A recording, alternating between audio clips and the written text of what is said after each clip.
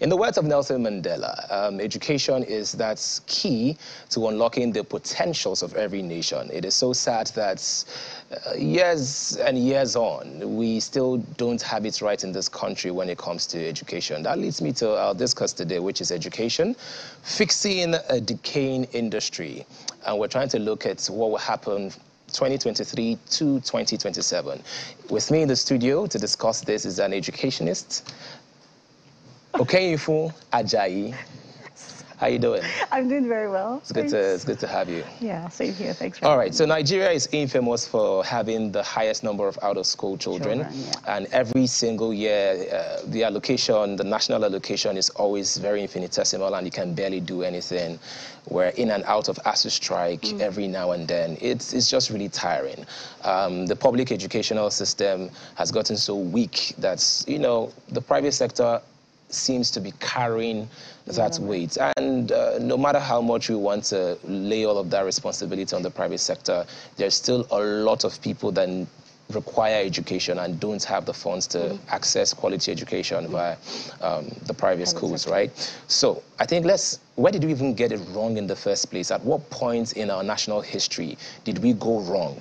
Because it looks like education was way better in the 70s as opposed to now. So when did we get it wrong? To be honest, that's not a question that I have an answer to. You know, where did we get it wrong? Because I think it's honestly a collection of several different things that have just sort of come to a head, and then we're suddenly begin to see the decay, right? That's what I would say. It has happened here. But why are we getting it wrong? I believe that it is our value systems. We're not paying attention to the right things. We're not focusing on the right things. I'm not just in the education sector, but, you know, I'm focusing on the education sector. And the minute we understand that the value systems that we carry are not going to serve us, that's the minute we make a switch. Right? When you started, you said something about the fact that year in, year out, we're seeing that the budget allocation, which is the financial allocation to education, is reducing. It's not even so much the reduction, but the spend, right? What is the implementation strategy? Can we see what is even being done with that tiny allocation to the education sector? So those are sort of questions that I would, you know, sort of say we need to find answers to. But if we get the value system right, if we get the purpose right, if we get the foundational principles that our educational system rides on right, I do believe that then we can begin to sort of, you know, gather the ashes, right. You know, and then build something out of it. Okay, that sounds very profound.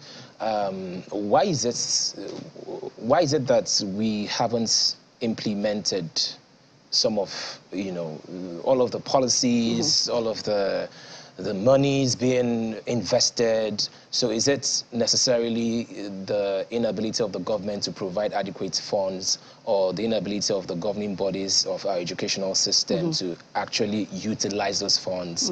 So are we dealing with corruption on both sides, or we're dealing with corruption on just one side? That's another really great question, Hero.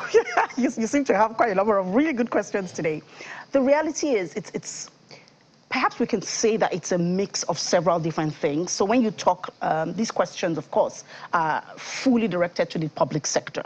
You know, and when you look at the educational and budgetary allocations in the public sector, they're not data-driven, right? And so when things are not data-driven, the political will to then sort of put your money where your mouth is supposed to be is difficult, because you really do not have an implementation plan, right? It is said, oh, 11.xyz% has been allocated to education, but what exactly are the implementation? What is supposed to be done? One, in terms of infrastructure, what is meant to be done in terms of technology upliftment, what is meant to be done in terms of curriculum upgrades, what is meant to be done in the places of teacher education, what is meant to be done in terms of skilling, right? And we talk about education, and a lot of the times our focus sort of is on just the formal sector.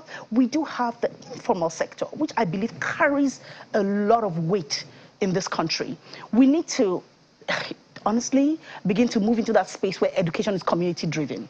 What is the community saying about education? What are the needs of the community? If we don't get to that point, we would always have a problem with allocation, because we're not really meeting, or maybe let me not say we would have a problem with allocation. We would have a problem with people like you and I seeing the effect aspects of allocation because it's not solving the problems that we have. So are we sure we're allocating it? So this sort of questions will always continue to come up. Not that I'm saying it is being allocated and implemented appropriately. I'm just saying we need to get to that place where we begin to sort of shift our mindsets from what education currently is to what it should be within the Nigerian context. Then we will begin to see changes. Okay. You made a valid point. And then it looked like we've been concentrating on public education. I do have, I wouldn't use the word a problem, but I feel like the private education is not necessarily well regulated, right? Even obviously we've given up on the public education already, right? So what do you think is being done in terms of teacher training? Most teachers have been in public service and even some teachers in private schools, and they haven't had any training for a very long time. You see people spending 20 years in service and there is no retraining, there is no updating, right? So how do we troubleshoot this? Because what that does is it churns out a lot of unemployable people, a lot of people that they're not up to the task, you know, they're not really well knowledgeable. And they can't even just think. It's like in school, when we're being taught mathematics, you know, we're just being taught formulas as opposed to how to think mathematically. So how do we move from that?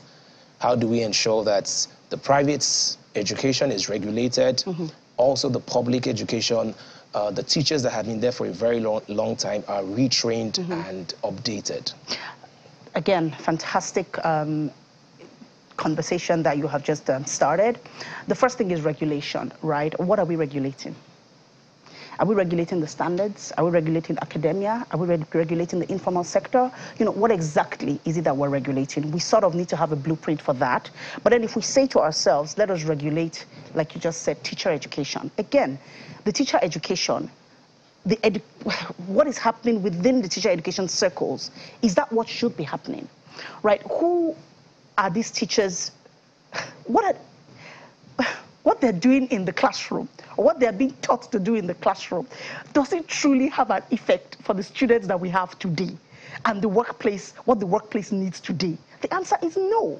Because again, if there's no curriculum interventions, if there are no curriculum updates, which curriculum is the one they gave us when they colonized? When they colonized. Exactly. That's what they gave us. That's what honestly we're still using right now. But it's no longer serving. The reason why it was brought at that time was because the colonial masters needed some form of industrialization. Why? So that we can take the raw materials in a state that they could export it, in a sense. Of course, that's not holistically what it was about. But the reality is that we haven't then looked at it and brought it within our community to say, what do we need? When we do, we'll understand that in some schools, we should be teaching in Pidgin English. Because that is what the community was raised with. That is their lingua franca. That is their mother tongue. When we begin to say, what is it that this community A needs, we understand that, you know what, most people here are farmers. For example, go to the north. Why are we learning 1, 2, 3 and ABCs? Should we learn it? Yes, because that is sort of the basic literacy levels that we should be. Again, we should standardize that.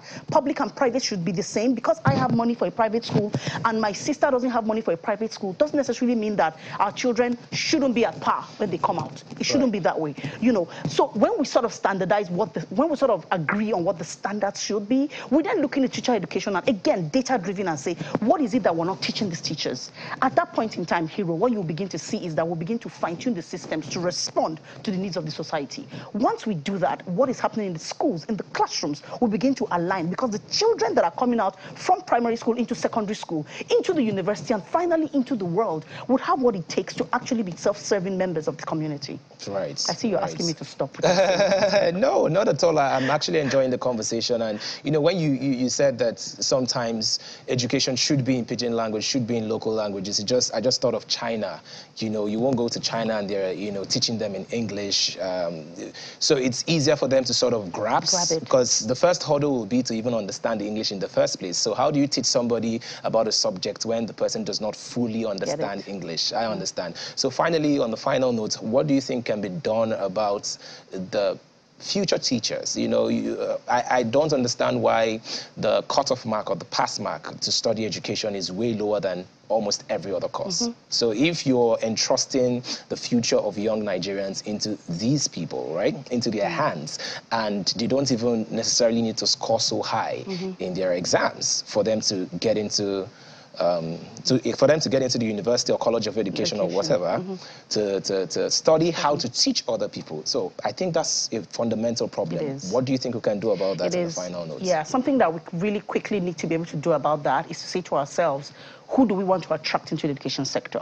Right now, nobody wants to be in the education sector because it is not an attractive space to be in. To be a teacher, to be honest, is not attractive. Yeah. When you make that attractive, you would attract the right set of people. When you do, I mean, some of these concerns would sort of resolve themselves. So we need to make the situation within the sector attractive, raise those marks, and then would attract the right people into the sector. That's how I would put it. All right. Thank you so very much. It's been a very refreshing conversation, and I like the angle at which this conversation has gone, you know, because usually when we have conversations like this, we just focus on the government and their inability to sort of implement and make the lives of young Nigerians and Nigerians in general better. So once again, thank you so much for coming on the show. Thank you, Hero. And do have a lovely day. You too.